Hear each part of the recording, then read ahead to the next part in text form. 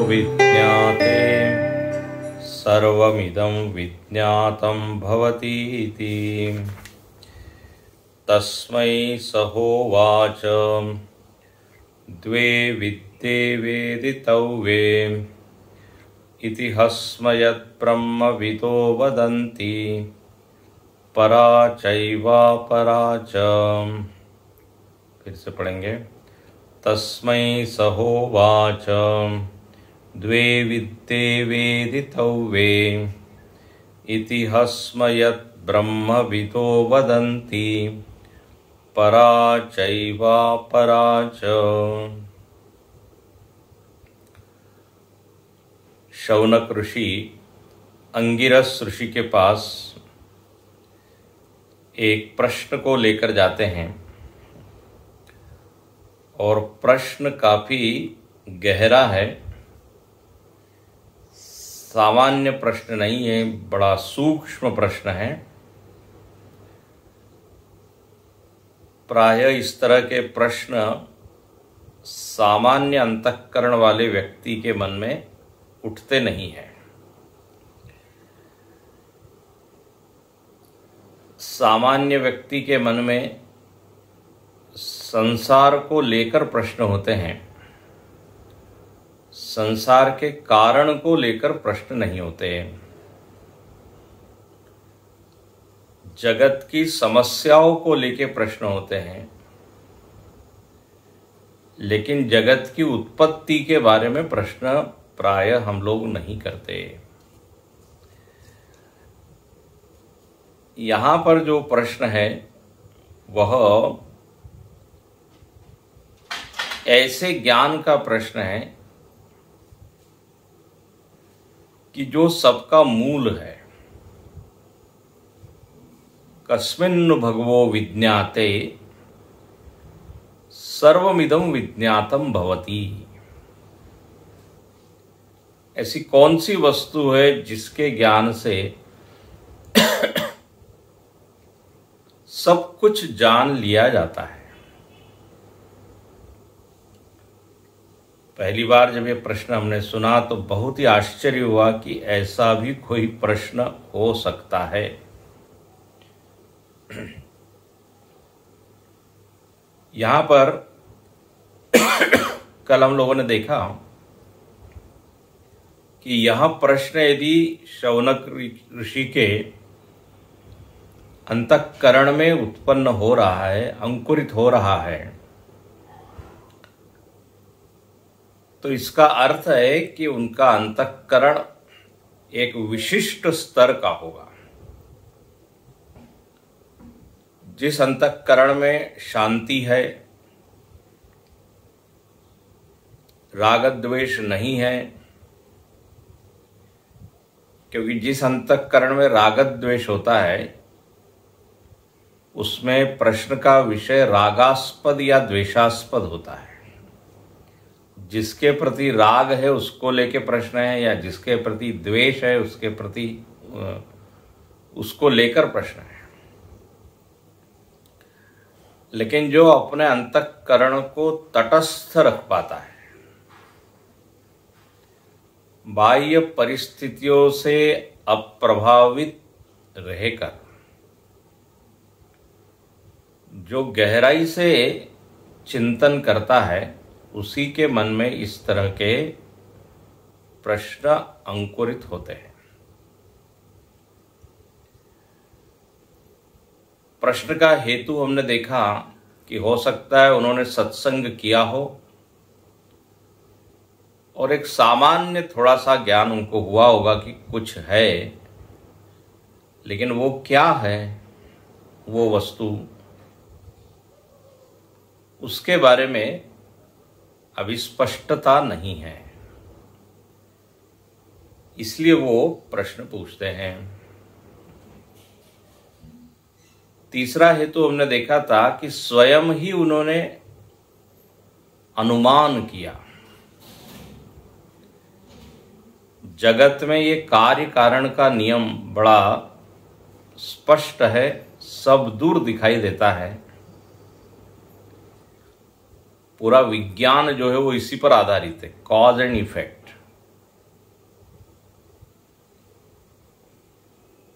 तो यदि हर चीज का कोई कारण होता है तो इतने बड़े जगत का भी कोई कारण होगा। और उसमें देखा जाता है कि कारण के ज्ञान से पूरे कार्य का ज्ञान हो जाता है। तो उसी अनुमान को उन्होंने यहां लगाया, बोले कोई एक वस्तु होगी जिसके होने से जगत है। तो जगत की जो विचित्रता है उसमें उनकी रुचि नहीं है, उसको जानने में वो बिल्कुल उत्सुक नहीं है। आइंस्टीन ने भी कहा कि मैं भगवान के मन को जानना चाहता हूं, क्या उन्होंने बनाया उसमें मेरी रुचि नहीं है, लेकिन वो उसने कैसे बनाया।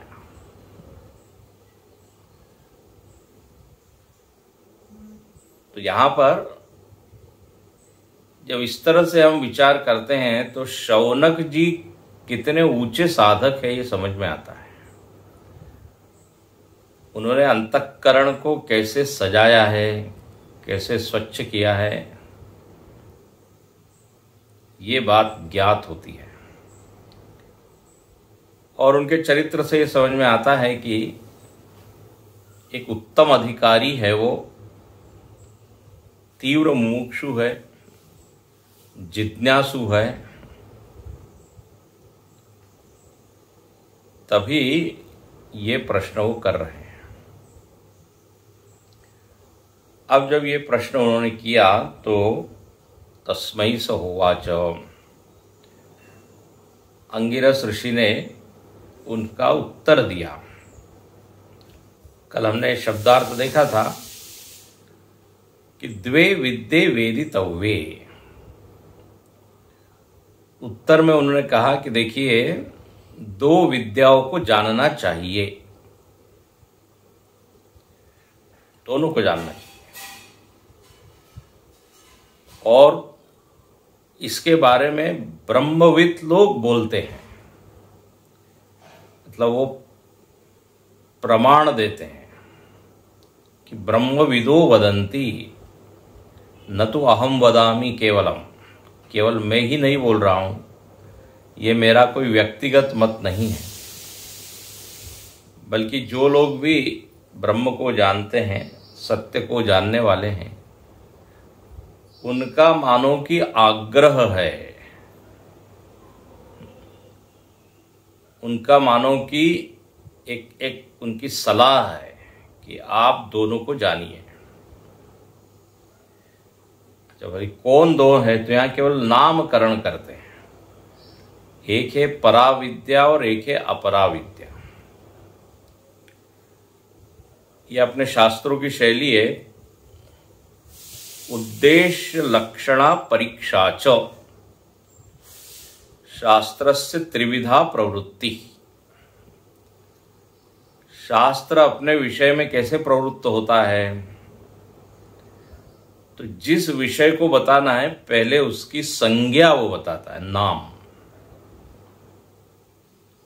तो यहां पर जैसे नाम बताया कि दो विद्या जाननी चाहिए। पहले कौन सी दो? तो परा और अपरा। ये क्या हो गया? उद्देश्य मतलब संज्ञा या नाम। फिर अगले मंत्र में उसका लक्षण बताएंगे कि किसको कहते हैं अपरा और किसको कहते हैं परा। और देखिए यहां पर जो लक्षण बताए उसी को आप समझिए, उसी को ग्रहण कीजिए। मन माने अर्थ को आप ग्रहण मत करें। अब हम देखते हैं कि लोग अपने अपने ढंग से उसका अर्थ कर रहे हैं। परा मतलब ये, अपरा मतलब ये। अरे जो प्रमाण से जो अर्थ किया हुआ है वही आप लीजिए और उसमें जल्दीबाजी मत कीजिए। अपना अपना अर्थ लेके लोग डाल रहे हैं ग्रुप में, वो ठीक नहीं है। जो भाष्य में आया है, भगवान भगवत पाद जो है वो अपने सम्मुख है, तो उनका अर्थ आप लीजिए, नहीं तो भ्रम ज्यादा होगा। तो उन्होंने जल्दीबाजी मत कीजिए, बड़े आराम से उन्होंने एक एक शब्द को खोला है, वही अर्थ आप पकड़िएगा। तो यहां अभी केवल उसका क्या किया है, नाम लिया है, परा और अपरा। अच्छा, अब भाष्यकार इसको खोलते हैं, इसी मंत्र को, इसको पढ़ते हैं। इसके ऊपर जो भाष्य है, तस्मै तस्मै स होवाच। अब देखो तस्मै का अर्थ क्या है, शौनकाय, शौनक ऋषि को, चतुर्थी विभक्ति है, तस्मै शौनकाय, ये भी चतुर्थी। अंगिरा किलो वाच, अंगिरा ऋषि ने बताया। अब देखो उसका मूल नाम है अंगिरस, स हलंत है, लेकिन जब उसका पहला बनता है प्रथमा विभक्ति तो बन जाता है अंगिरा। तो आप अंगिरा बोल सकते हैं या अंगिरस बोल सकते हैं, क्योंकि कभी कभी लोगों को कंफ्यूज होता है, ये दो अलग अलग नाम हैं, दो अलग अलग एक ही है। तो अंगिरा बोलिए या अंगिरस बोलिए। तो अंगिरा ऋषि ने यहाँ पर, या अंगिरस जी ने उत्तर दिया, किम इति उच्यते, क्या उत्तर दिया, तो बोले द्वे विद्ये वेदितव्ये इति, दो विद्याओं को जानना चाहिए, बस। इति हस्म यद ब्रह्म विदो विदन्ति। तो भाष्यकार कहते हैं एवं हस्म किल, ये सब निपात है, इनके कोई वैसे अर्थ होते नहीं, लेकिन ये निपात कभी कभी प्रसिद्धि के अर्थ में आता है कि निश्चित ही ऐसा हुआ। हस्म, हस्म का अर्थ क्या, किल, किल भी आता है। तो दो विद्या जानना चाहिए। अच्छा, ये कौन कह रहा है, यद ब्रह्म विदो वदन्ति। तो यद ब्रह्म विदो, जो ब्रह्म ज्ञानी है वो ये कहते हैं। अब देखो ब्रह्मविद का अर्थ यहां पर क्या किया भाष्यकार ने, ब्रह्मविद का अर्थ क्या है, वेदार्थ अभिज्ञाः परमार्थ दर्शिनः वदन्ति। ब्रह्मविद का अर्थ किया जो वेद के अर्थ को जानने वाले हैं। देखिए कई बार ब्रह्म शब्द का अर्थ वेद हुआ है श्रुति में या भाष्य में, तो यहां ब्रह्मविद का अर्थ क्या किया, वेदविद, जो वेद को जानते हैं। और वेद को जानते हैं इतना नहीं लिखा, बल्कि वेदार्थ विज्ञा, वेद के अर्थ को जानते हैं। देखो ये दोनों में फर्क है। हाँ, वेद को जानना और वेद के अर्थ को जानना। क्या होता है, वेद पाठ कई लोग जानते हैं। वेद पाठ जानना एक तरह का वेद को जानना है। कल ही मैं एक पंडित जी से चर्चा कर रहा था, उन्होंने वेदों का अध्ययन किया, ऋग्वेद, यजुर्वेद। तो हमने पूछा अध्ययन किया मतलब क्या किया, तो बोले हमको वो वेद के मंत्र सब कंठस्थ है, हम वो बोल सकते हैं। हमने गुरुकुल में वो पढ़ाई की। हमने पूछा कि आप उन मंत्रों के अर्थों को भी जानते हैं क्या, अर्थों का भी ज्ञान कराया, बोले वो नहीं कराया। तो वेद पठन एक चीज होती है और वेद के अर्थ को जानना एक अलग होता है। जैसे बचपन में गीता के श्लोक हमको याद करा दिए जाते हैं, बोले याद करो। तो बचपन में हमारी मेधा शक्ति, मतलब धारण करने की शक्ति अच्छी होती है, याद करने की, लेकिन बुद्धि उतनी विकसित नहीं होती कि हम उनके अर्थों को समझें। तो वो फिर जब हम बड़े हो जाते हैं तब अर्थ का ज्ञान होता है।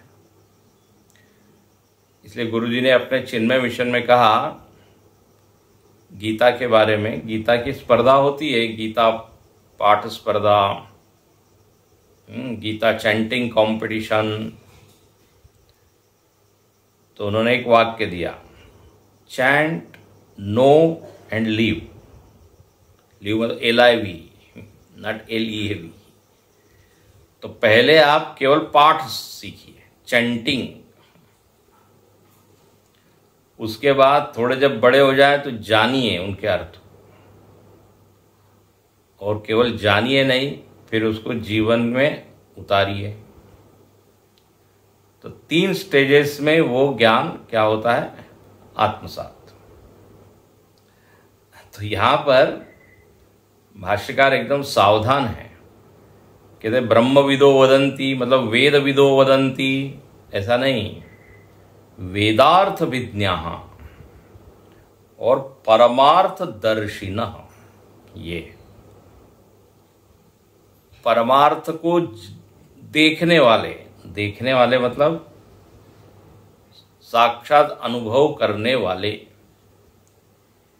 जिनके मन में अब कोई संशय विपर्य नहीं है कि परम अर्थ क्या है, परम वस्तु क्या है।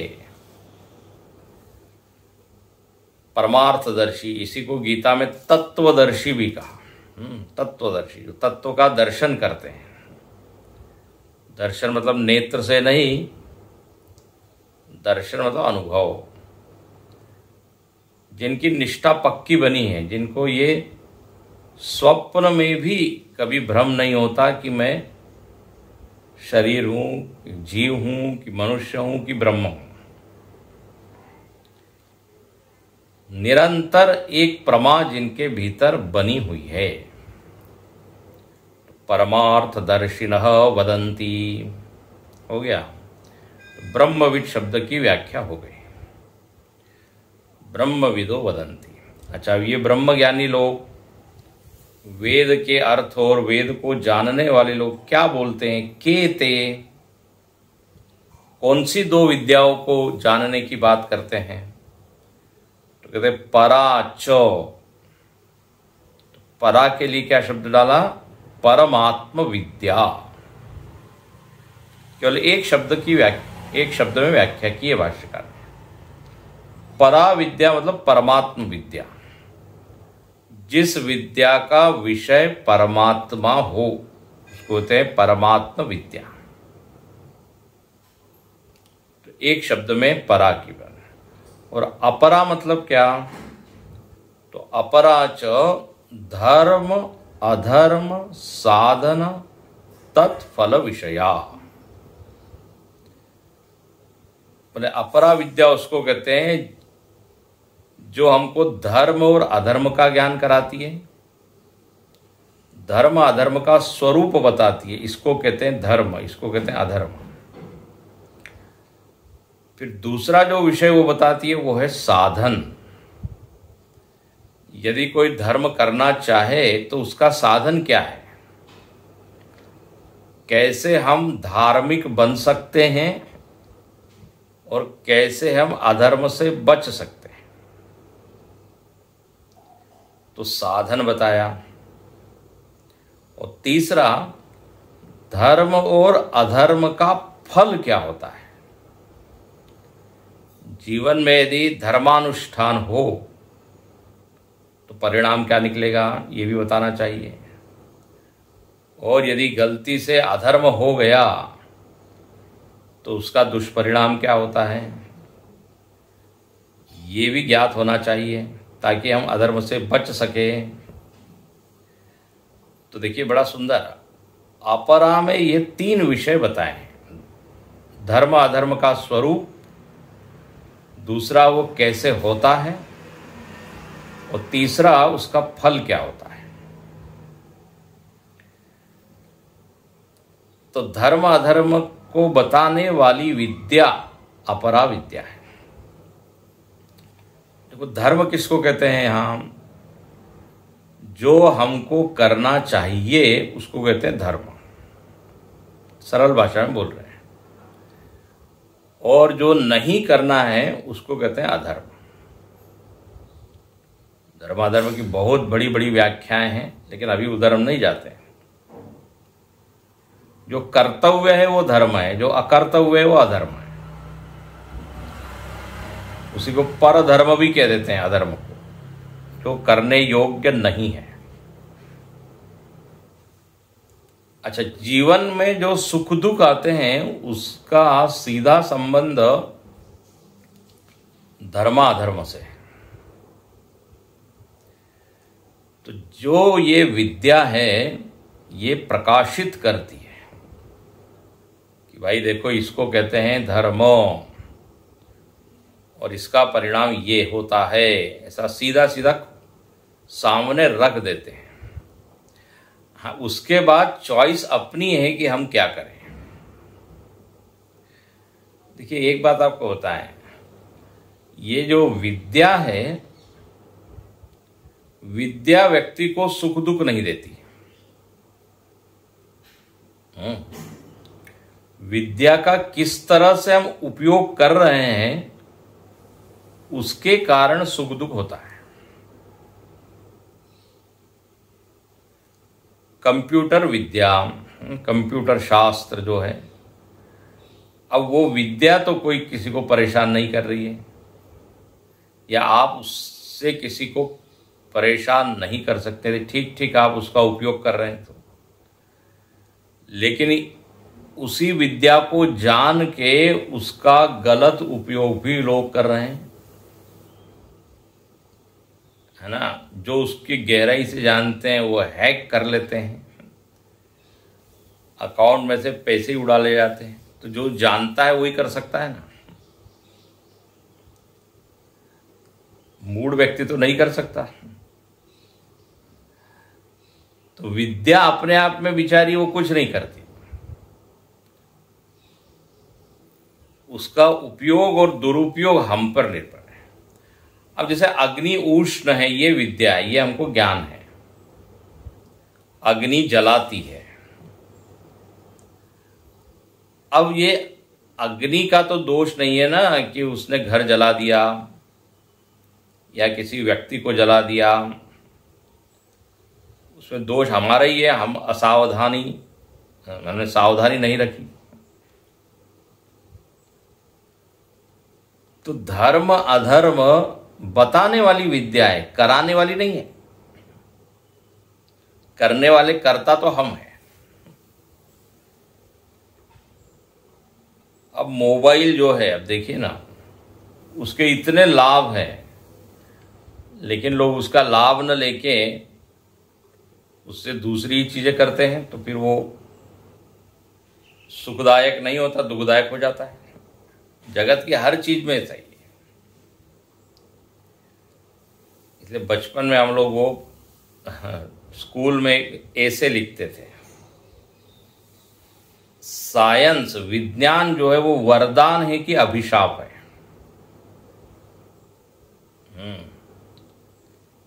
बून है कि वो कर्स, मतलब दुख देने वाला है। क्या है? विज्ञान अपने आप में कुछ नहीं है, विज्ञान विज्ञान है। तो ये अपरा विद्या मतलब क्या है? ये विज्ञान। तो धर्म अधर्म ऐसे विषयों का ज्ञान ये अपरा विद्या कराती है जो कर्म के ऊपर आश्रित है। फल देने में कर्म आश्रित है, कर्म सापेक्ष है। बिना कर्म के न सुख मिलेगा न दुख। केवल धर्म अधर्म को जान लेने मात्र से कुछ नहीं होगा, वैसा करना पड़ेगा। तो ये अपरा विद्या हो गई। ठीक है। परा विद्या के बारे में केवल एक शब्द दिया है, परमात्मा का ज्ञान कराने वाली। अच्छा, अब एक एक शब्द में व्याख्या तो हो गई, लेकिन इसका विस्तार जो है वो अगले मंत्र में। ये सूत्र रूपेण, या सूत्र रूप में बता दिया परा क्या है, अपरा क्या है। इसके ऊपर भाष्य जो है वो स्वयं श्रुति ही करेगी अगले मंत्र में।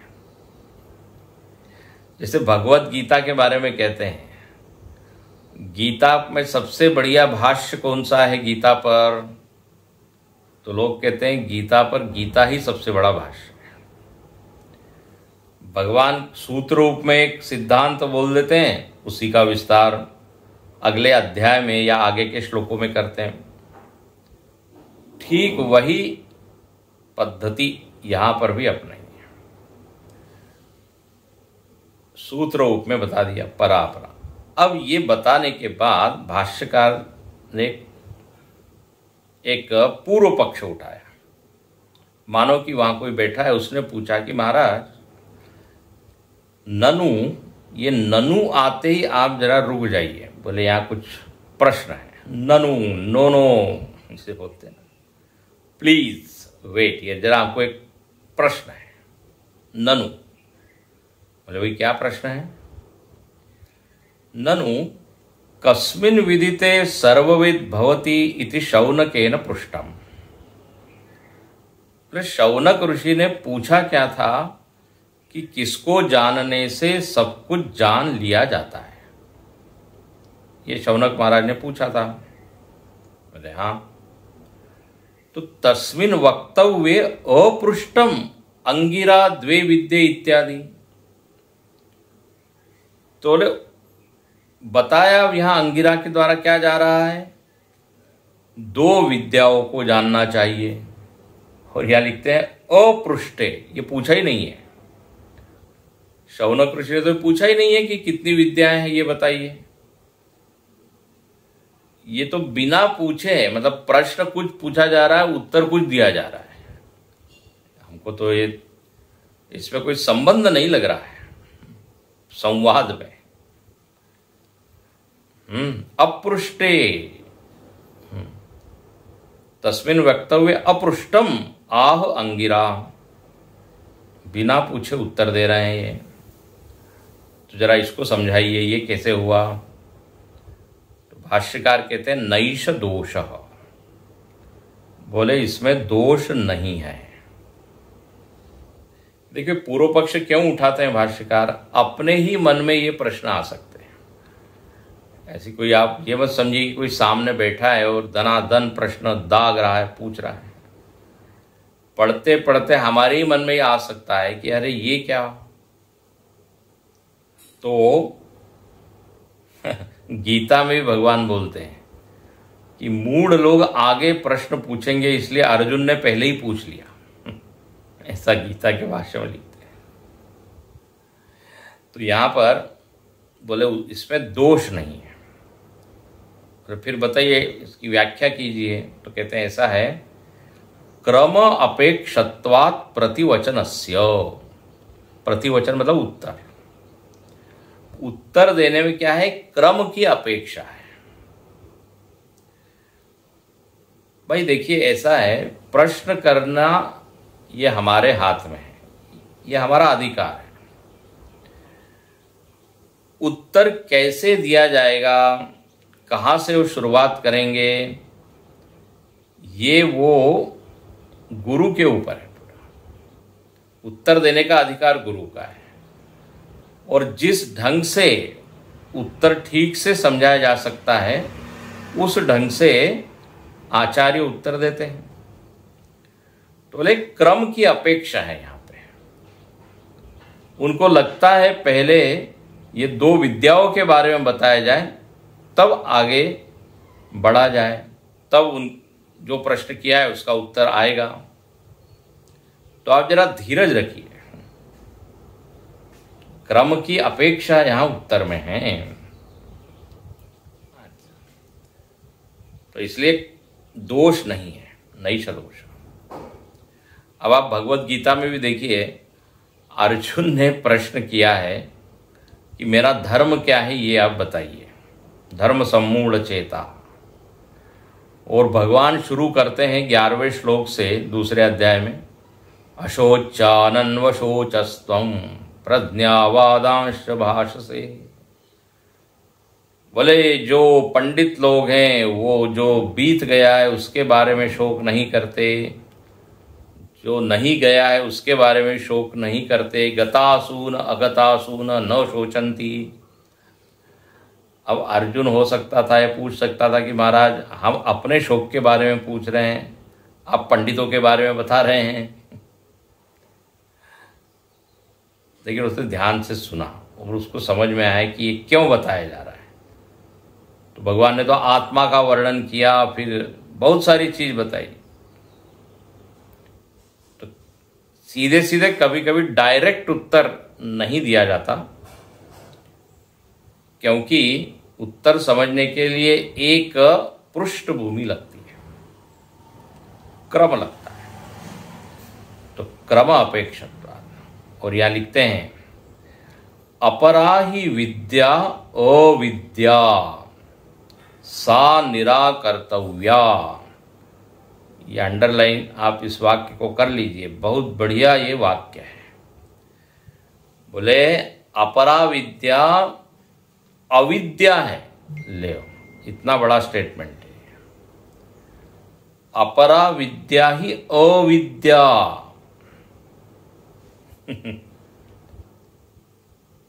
और चूंकि ये अविद्या है इसलिए सा निराकर्तव्या, इसलिए उसका निराकरण करना ही चाहिए।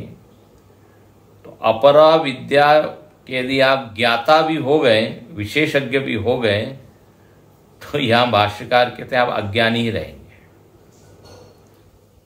या ये छोटा मोटा स्टेटमेंट नहीं है। अपरा ही विद्या अविद्या, जो अपरा विद्या है वो अविद्या है, अज्ञान है। ओ, और अज्ञान तो वांछित नहीं है। अज्ञान तो हम चाहते नहीं कि हम उसको धारण करें, इसलिए निराकर्तव्य, उस अज्ञान को तो समाप्त ही करना चाहिए। और भाष्यकार यहां कहते हैं तद विषये ही विदिते, मतलब इस अपरा विद्या को आप यदि जान भी ले, तद विषये ही विदिते न किंचित तत्वतः विदितम स्यात्। तो आपको कुछ भी क्या कहते हैं तत्व का ज्ञान होगा नहीं। कितनी ही अपरा विद्या हम जान ले, सत्य को आप नहीं जान पाएंगे। न किंचित तत्वतः विदितम, इसे हम कह रहे थे ना परसों, बीटिंग अराउंड द बुश। इधर उधर की बात हम जान लेंगे, लेकिन जो असली मर्म है, असली सत्य है, उसको हम मिस कर जाएंगे। तो ये अपरा विद्या में रहना मतलब अविद्या में ही रहना है। तो भौतिक, रसायन और खगोल भूगोल सब जान लीजिए, लेकिन वो हम रहेंगे क्या? तत्व के प्रति अज्ञानी ही बने रहेंगे। और इसलिए आगे लिखते हैं निराकृत्यम ही पूर्व पक्षम पश्चात सिद्धांत वक्तव्य भवति न्यायात। बोले ये नियम है। क्या नियम है? कि पूर्व पक्ष का निराकरण करने के पश्चात ही सिद्धांत पक्ष को बताना चाहिए। पूर्व पक्ष को पहले निषेध उसका करें, निराकरण करें, उसके अंदर जो दोष है वो हम देखें, उसके बाद जो है वो सिद्धांत पक्ष की बात बताई जाती है। अब आप यदि ब्रह्म सूत्र को देखें तो ब्रह्म सूत्र में भगवान भाष्यकार ने पहले विस्तार से अध्यास का ही वर्णन किया, ब्रह्म का वर्णन नहीं किया। अध्यास भाष्य बहुत प्रसिद्ध है। बोले पहले समस्या को आप समझिए, उसके बाद फिर उसके हल को समझेंगे।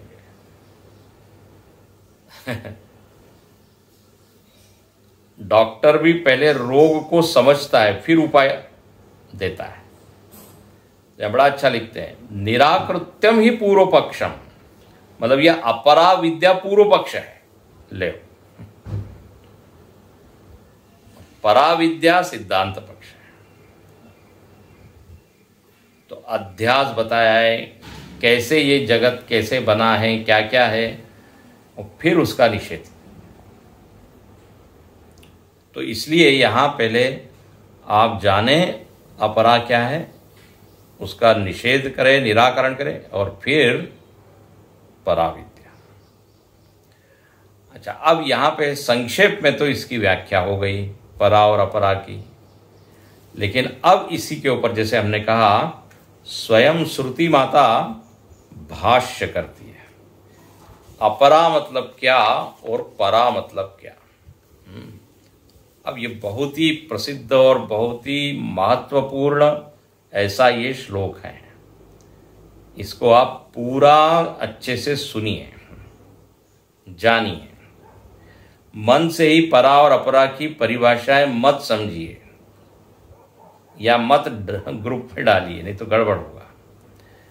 यहां पर देखिए, तत्रा परा ऋग्वेदो यजुर्वेदः, तत्रा परा ऋग्वेदो यजुर्वेदः, सामवेदोऽथर्ववेदः, सामवेदोऽथर्ववेदः, शिक्षा कल्पो व्याकरणं निरुक्तं, शिक्षा कल्पो व्याकरणं निरुक्तं, छंदो ज्योतिषमिति, छंदो ज्योतिषमिति, अथ परा, अथ परा यया तदक्षरम् अधिगम्यते, यया तदक्षरम् अधिगम्यते। एक बार फिर पूरा श्लोक हम पढ़ेंगे मंत्र। तत्रा परा ऋग्वेदो यजुर्वेदो सामवेदोऽथर्ववेदः, शिक्षा कल्पो व्याकरणं निरुक्तं, छंदो ज्योतिषमिति, अथ परा यया तदक्षरम् अधिगम्यते। अब सुनिए, परा और अपरा को जानना चाहिए तो पहले बताइए अपरा विद्या क्या है। तो यहाँ भाष्य श्रुति माता कहती है तत्र अपरा, बोले सुनिए अपरा विद्या के अंतर्गत क्या क्या आ जाता है। तो तत्र अपरा क्या क्या आता है अपरा में, तो बोले ऋग्वेद, यजुर्वेद, सामवेद, अथर्ववेद, चारों वेद अपरा विद्या है। चारों वेद, और उसके बाद 6 शब्द आगे डाले हैं, शिक्षा, कल्प, व्याकरण, निरुक्त, छंद और ज्योतिष। ये 6 को कहा जाता है वेदांग, ये वेदांग है। तो 4 वेद और 6 वेदांग, ये 10 चीजें अपरा विद्या है। अब लोगों को झटका लगता है, बोले ये ऋग्वेद यजुर चारों वेद अपरा विद्या है, और अभी अभी हमने पीछे क्या पढ़ा, अपरा का तो निषेध करना चाहिए, ये पूर्व पक्ष है, अविद्या है। इसलिए मैंने कहा जरा ध्यान से इसको आप जो लिखा है भाष्यकार ने उसको पढ़िए और फिर समझिए, मन गढ़ंत अर्थ मत कीजिए,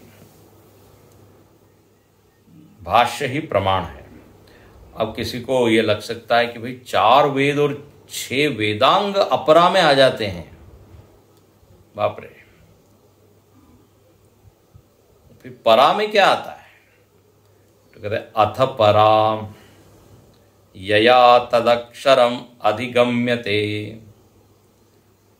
जिसके द्वारा अक्षर तत्व का अधिगम होता है वो है अपर, वो है परा। अब जल्दीबाजी में इसका अर्थ मत लीजिए, भाष्यकार अब यहां बताते हैं कि ये 4 वेद और 6 वेदांग, इसको क्या कहा गया है? अपरा। तो भाष्यकार देखिए क्या कहते हैं, तत्र का अपरा इति उच्यते। बोले अपरा विद्या में क्या है बताइए? तो ऋग्वेद, यजुर्वेद, सामवेद, अथर्ववेद इति एते 4 वेदा। अब ये 4 वेद तो आप सब जानते हैं। तो ये 4 वेद अपरा है। फिर भाष्यकार ने कुछ भी भाष्य नहीं लिखा है, सीधे सीधे वैसा के वैसा लिख दिया। 4 वेद और शिक्षा, कल्प, व्याकरण, निरुक्त, छंद, ज्योतिषम इति अंगानी, इसको वेदांग कहते हैं। अंगानी षड एषा अपरा विद्या हो गया, अपरा विद्या की व्याख्या हो गई। बोले 4 वेद और 6 वेदांग, अब ये क्या है? तो देखिए 4 वेद को तो पढ़ना तो उसके लिए बड़ा समय लगेगा, लेकिन जान के रखिए कि अपरा विद्या है। और 6 वेदांग क्या है? तो पहले बताते हैं शिक्षा। शिक्षा का अर्थ होता है उच्चारण व्यवस्था, उच्चारण का एक अनुशासन, उसको कहते हैं शिक्षा। अब देखिए जितने ये वेद है, वेद मंत्र रूप में, और मंत्रों में क्या है? अक्षर है, वर्ण है। तो शिक्षा मतलब एक ऐसा विभाग है जिसमें उच्चारण कैसे किया जाए ये बताया जाता है। शिक्षा मतलब यहां एजुकेशन नहीं है, ये याद रखिए। शिक्षा शब्द की व्याख्या तैत्तरीय उपनिषद में आती है। शिक्षां व्याख्यास्यामः वर्णस्वर मात्राबलं सामसंतानः इत्युक्त शिक्षाध्यायः। शिक्षा में 6 चीजें आती है। शिक्षां व्याख्यास्यामः, बोले अब हम शिक्षा की व्याख्या करेंगे। तैत्तरीय उपनिषद में प्रारंभ में ऐसा आया। बोले क्या है शिक्षा? तो कहते हैं मात्रा बलम, पहले वर्ण स्वर, पहले वर्ण मतलब ये जो हम वर्णमाला में जितने अक्षर हम पढ़ते हैं, स्वर व्यंजन, तो बोले पहले उसका ज्ञान प्राप्त कीजिए। क वर्ग, ट वर्ग, प वर्ग, त वर्ग, कचट तप उसको कहते हैं। फिर ऐ उण ऋलृक एओंग अयोच यमगणनम हयवरटलन जबय गणदश जब गणदश, ये माहेश्वर सूत्र इसको कहते हैं। इसमें सारे वर्ण का निरूपण है, अ ई उ। तो शिक्षा के अंतर्गत वर्ण का ज्ञान, ये वर्ण। दूसरा जो विषय वो है स्वर। वेद के जितने मंत्र हैं उसको, उसके उच्चारण की एक विशेष रीति है, पद्धति है। उसमें उदात्त, अनुदात्त, स्वरित, तो उसको कहते हैं स्वर। ओम सहस्रशीर्षा पुरुषा, अब जैसे कहीं ऊपर कहीं नीचे। ओम गणानाम त्वाम गणपति, तो गणानाम हो गया उदात्त।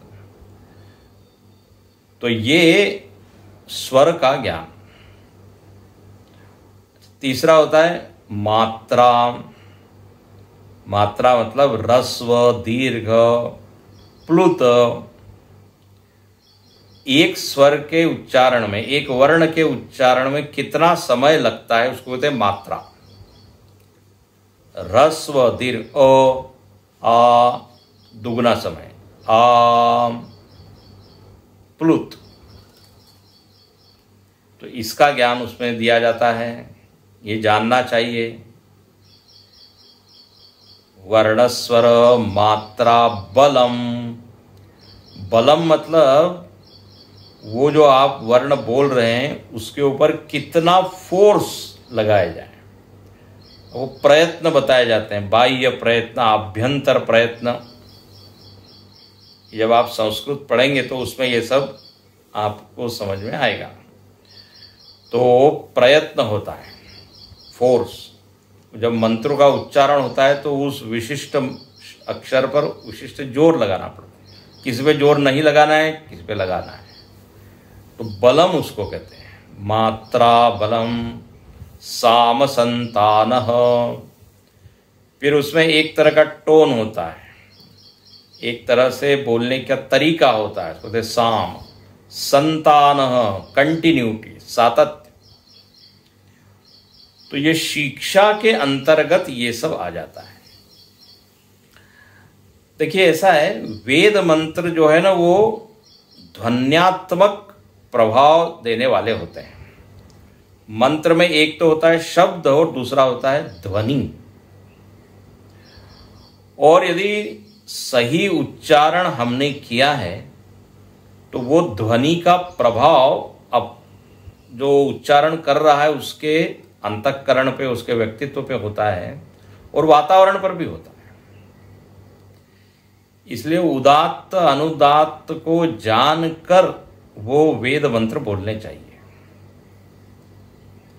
वेद मंत्र एक गीत की तरह जो गाना नहीं है, यदि हम गाएंगे तो उसका जो ध्वन्यात्मक प्रभाव है, ध्वनि का जो प्रभाव होना चाहिए वो नहीं होगा। इसलिए विद्वान लोग कहते हैं वेद का वेदत्व भंग हो जाता है यदि स्वरों के साथ हम नहीं बोले तो। अब आजकल तो क्या है, जिसको जैसा मन आता है सब बोल रहे हैं। अब गायत्री मंत्र को गाने की तरह गा रहे हैं, वो गाने वाला नहीं है, वो उसमें उदात्त अनुदात्त है, संगीत के साथ उसको गा रहे हैं। अब वो वेद मंत्र है। अब लोगों को इस बुरा लगता है जब ऐसा बोला जाता है। महामृत्युंजय मंत्र कोई गाने वाला नहीं है, वो तो उदात्त अनुदात्त के साथ है। त्र्यंबकं यजामहे सुगंधिम पुष्टिवर्धनम उर्वारुकमिव बंधनात् मृत्योर्मुक्षीयमामृतात्। अब इसको आप गा रहे हैं। अब देखिए गीता के जो श्लोक है उसकी तो आप अलग अलग ट्यून या राग में गा सकते हैं, वो थोड़ी छूट है। लेकिन वेद मंत्र की ट्यून नहीं होती अलग अलग। हाँ, उसमें एक ऋग्वेदीय पद्धति है, यजुर्वेद पद्धति है, उसी के अनुसार गाना चाहिए। एक अनुशासन है। तो ये शिक्षा इसको कहते हैं। हमारे स्वामी जी बता रहे थे, बोले उनको एक सेंटर में भेजा गया तो जिस कमरे में उनको रखा गया वो कमरा इतना, वहाँ दूसरे ही लोगों ने कब्जा किया हुआ था, बड़े विचित्र लोग। तो बोले उस कमरे में जाएं तो ऐसा लगता था ये कमरा हमको फेंक रहा है। उसके जो वाइब्रेशंस कहिए, वातावरण कहिए, इतने नकारात्मक थे कि बैठा नहीं जा सकता था। तो स्वामी जी ने कहा हमने 6 महीने तक जोर जोर से वेद पाठ किया, शुद्ध उच्चारण में। तो बोले उससे पूरा वातावरण बदल गया। ये बिल्कुल अनुभव की चीज है। तो ध्वनि का एक अपना प्रभाव होता है, इसलिए ऋषि लोगों ने उसमें उदात्त अनुदात्त डाले। जब हम वेद पाठ सुनते हैं तो सुनने मात्र से ही देखिए एक बड़ा सकारात्मक प्रभाव हम अनुभव कर पाते हैं। तो ये शिक्षा के अंतर्गत ये सब आता है। वर्ण कितने हैं, उसके उच्चारण कैसे होते हैं, कौन सा वर्ण किस स्थान से बोला जाता है। तो ये पहला अंग हुआ वेदांग। देखो जो अंग होता है वो अंगी को पुष्ट करता है। तो वेद पुष्ट होता है यदि ये वेदांग हम जाने और फिर पढ़ें तो। 6 में से प्रथम हुआ शिक्षा। अब कल हम देखेंगे अन्य बचे हुए 5। शिक्षा हो गया, कल्पो व्याकरणम निरुक्तम छंद ज्योतिषम, ये वेदांग है और ये सब अपरा है। हाँ, अपरा विद्या के अंतर्गत। आज यही रुकते हैं, कल देखेंगे। ओम पूर्णमद पूर्णमिदं पूर्णात् पूर्णमुदच्यते पूर्णस्य पूर्णमादाय पूर्णमेवावशिष्यते।